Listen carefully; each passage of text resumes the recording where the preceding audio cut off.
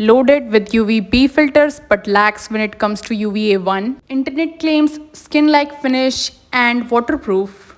Today we are going to uncover the internet viral European tinted sunscreens Heliocare and Bioderma, and we are also going to compare these two. The variants I'm using are gel creme in the shade light, max fluid SPF 100 in the shade clear or light. Do you still get tanned even after using and reapplying sunscreen? That is because most sunscreens you will find loaded with UVB filters but little to no UVA filters, and then even less for UVA1 range. For brown skin, darker skin tones, Indian skin tones, the UVA1 and visible light rays cause much more pigmentation disorder than UVB and UVA2. Now, before discussing these sunscreens and UV filters in detail, let's talk about the different sun rays first. The sun rays can be divided into three categories: UVB, UVA2, UVA1. The ranges are given in the screen. Apart from UV rays, the sun also emits visible light. HEVL, which causes pigmentation, ranges from 400 to 420 nm.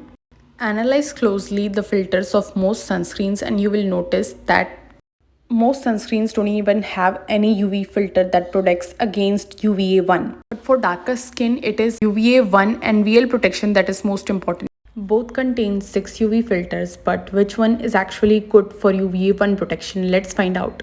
First filter, Tinasob S, which covers both UVB and UVA, but protection starts declining at UVA1. Then there's TBT, a UVB filter.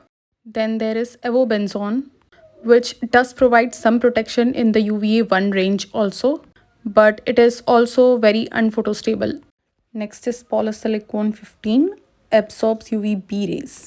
Then titanium dioxide. Then Uvinyl T150, again UVB filter. So 6 UV filters but only one for UVA1. Coming to Bioderma, DHHB is the first filter, does offer some protection in the UVA1 range too. Next is Homosalate, again UVB filter. Then Tinasob and Octisalate, EHT, again UVB filter. And last, titanium dioxide. Again mostly UVB protection, some UVA2 and lacking in UVA1. So why such high UVA ratings without much UVA1 protection? Because the UVA testing methods itself are biased towards UVA2, and this includes both in vivo and in vitro. And currently the only ingredients proven to protect from visible light are iron oxides. So basically tinted sunscreens, because iron oxides are the ingredients that gives tint to your sunscreen, foundation or tinted moisturizers. So this is the before. Bioderma on this side of my face, Heliocare on this side. So first I'm going to demonstrate both as BB creams. And as BB creams, these do blend fast and provide good coverage. Actually, these provide more coverage like a foundation and less like a BB cream.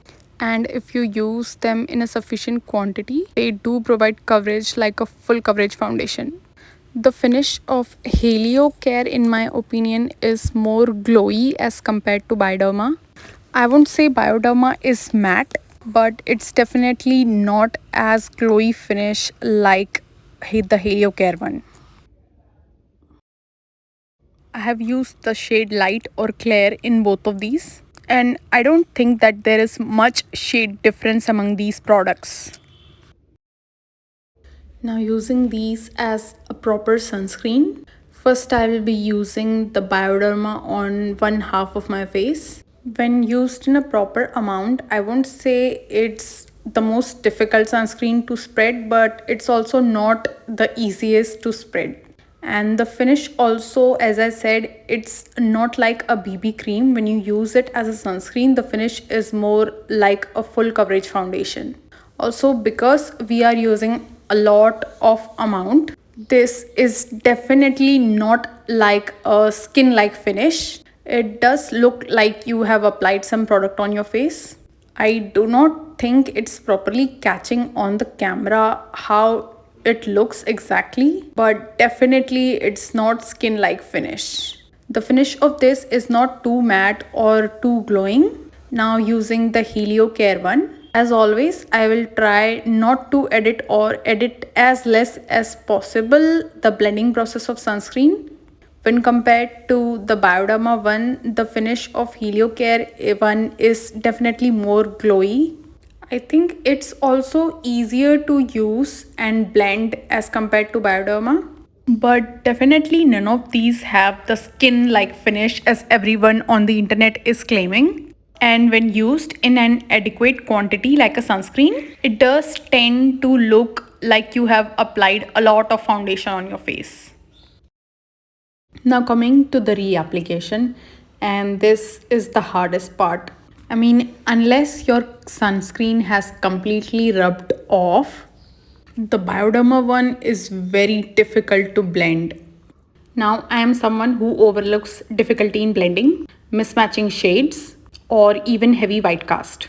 And I mostly try to work with the white cast also if a sunscreen offers a good protection. But honestly, the protection offered by these is substandard, and especially for the price and the impression of Euro or French pharmacy sunscreens in the market. So it's the lack of UVA1 filters that I do not like mostly. I did like the previous formula of Bioderma, but I do not know why they reformulated their whole range. Also, there is one more biggest problem with both of these sunscreens, that even if they did offer a good protection, I wouldn't really repurchase these. And I will show that in the video later. You will notice that in comparison to Bioderma, Heliocare is comparatively easier to reapply also. And first application में ही किसी का भी skin like finish नहीं था, तो reapplication में तो बिल्कुल भी एक्सपेक्ट मत करो. My camera honestly is not catching what they look like properly because I shoot from my phone. But I have tried to record from as close as possible and tried to include close-up shots. Also, both of these are non-comedogenic. अब देखो, waterproof तो मेरे दोनों से ही expectation नहीं थी. But what I did expect them to be at least slightly water resistant. And you will see that none of these are even slightly water resistant. And let me tell you the best part about these sunscreens, they sting in the eye when you go out in the sun. Like even when this is not dripping out because of sweat, मतलब sweat हो रहा है और ये drip कर रहा है, तब तो ये बहुत ज़्यादा स्टिंग करेगा आइस में. मतलब अगर स्वेट कर रहा है तो you can not stay in the sun for a short while also, because ये इतना ज़्यादा जलेगा और पूरी आंखें रेड हो जाती हैं.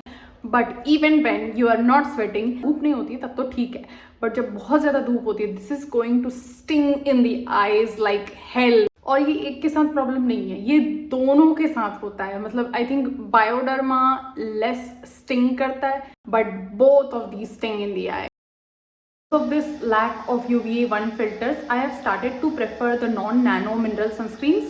Obviously, they do come with their own drawbacks, and if you do not find a well formulated one, you are most likely to find a dud with this also, which is why I mostly rely on covering from clothings these days. And the thing with visible light protection is you need a visible coverage on your face.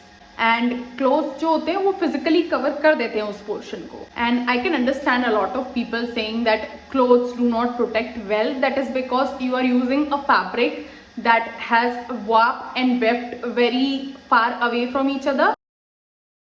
So try to look for a fabric that has warp and weft closer to each other, जिससे वो fabric जो होगा वो आपको actually good protection देगा. At least for me, I have seen it work and reduction in tan. One thing you have to make sure is the warp and weft of the fabric are closer to each other. कि my father has a clothing shop, तो मैंने वहीं से ढूंढ निकाले थे बहुत सारे फैब्रिक्स और उसमें से चुन लिया था that has warp and weft closer. So go into your local shops and try to find a fabric like that. और अगर नहीं ही मिल रहा है तो I will give a contact number of the shop. वहाँ पे you can contact to provide you a fabric that has warp and weft closer to each other. On the places where I know I will not be able to cover with a cloth, and these days I am using this one. This is a non-nano zinc based sunscreen. Obviously this has its own drawbacks. I have uploaded iska bhi video if you want to check out. And if you want a BB cream, then this one is 1,000 times better than both of these.